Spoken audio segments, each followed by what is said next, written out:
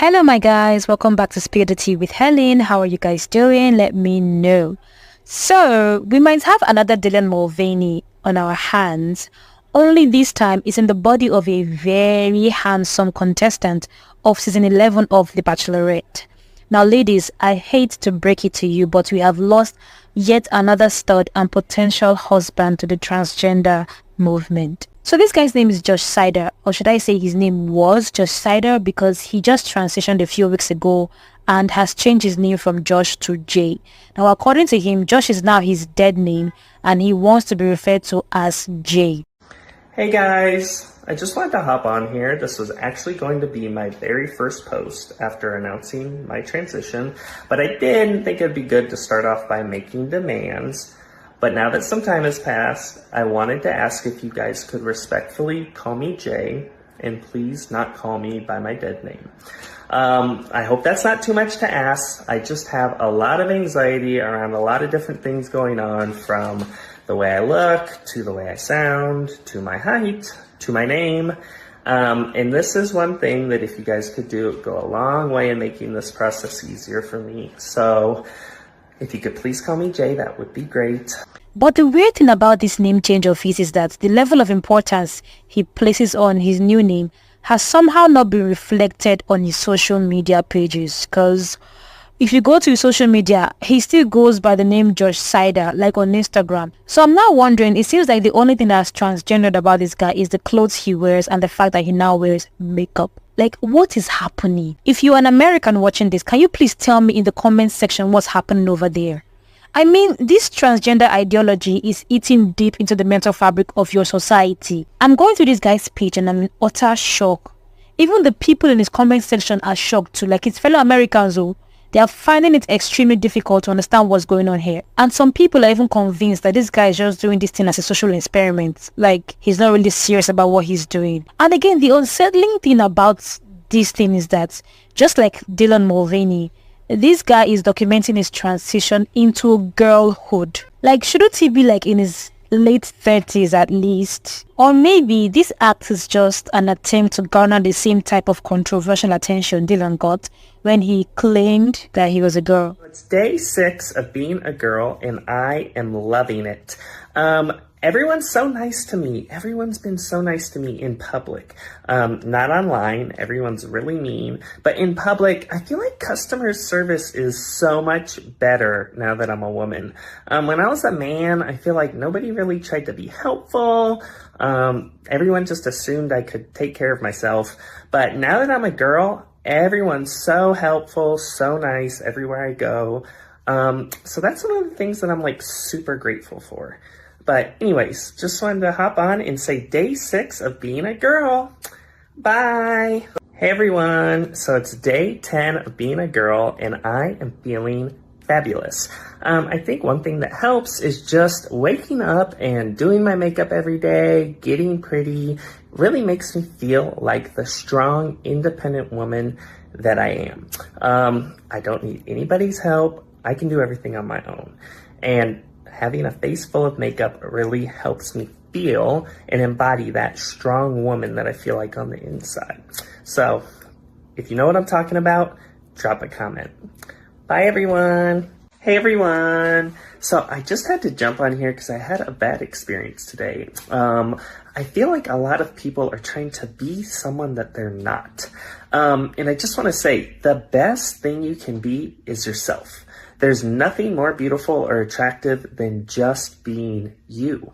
You don't have to pretend to be somebody else. You don't have to do things to impress other people. Just be you. Just take a look at his videos now. They look so performative and unreal. And bear in mind though, he absolutely intends to perform in women's weightlifting sports now. So if you're a female who is into weightlifting, expect this buff, muscled, hefty, male-structured person who has been in the gym from when he was way younger to join your category in weightlifting.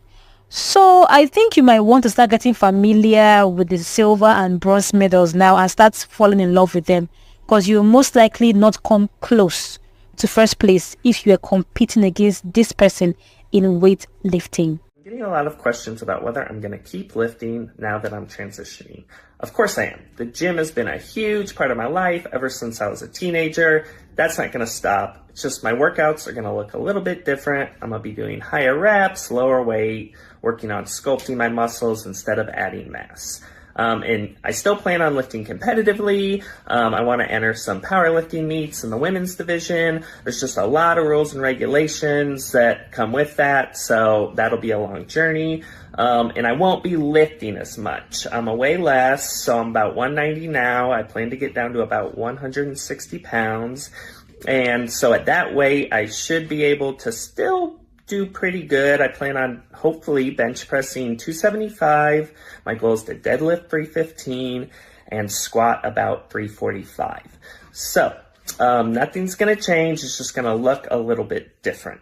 You see this movement of affirmation that has been raging through America, eh? In the long run, I think it might turn the whole country into one big circus show. Like you'd walking on the streets and finding men in women's clothes, women in men's clothes, people identifying as cats, dogs, reptiles, like grown men sharing bathrooms with little girls, competing in women's sports. Like, what is going on? The delusion is strong. Like, the delulu is strong. Hey everyone, so I just have to vent for a second. I'm taking a little road trip down south, and I just stopped at a McDonald's in the drive-thru.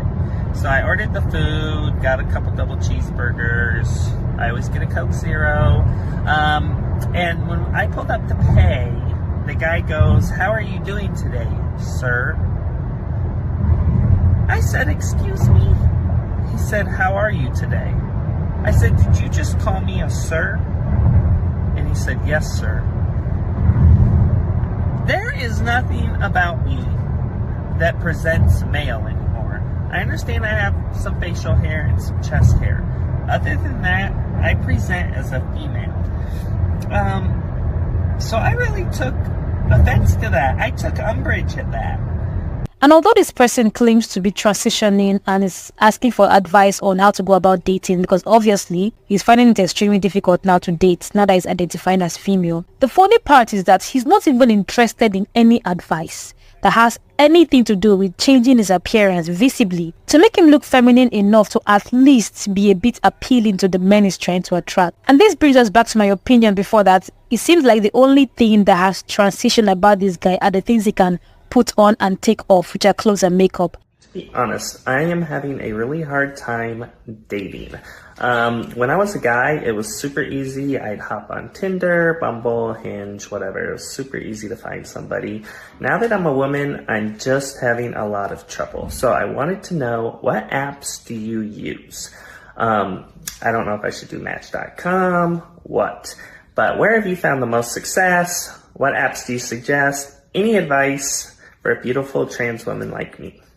And even though he talks about taking drugs for hormonal change, he doesn't actually prove it. Like, he doesn't show anybody the drugs. He doesn't, show anybody any proof that's actually taking these drugs. He only talks about it on his Instagram, like post videos where he's in his car or he's at home talking about it. You get no actual proof that he's taking this medicine. I guess that's one of the reasons people are actually suspecting that the whole thing is just satire or he's just experimenting. Look, I think I've had enough of this for one video, so I'm going to stop here. I personally believe that the mental health crisis in America is at an all-time high, and the mismanagement of this problem has led to a situation where the patients are now leading the doctors and telling them what to do.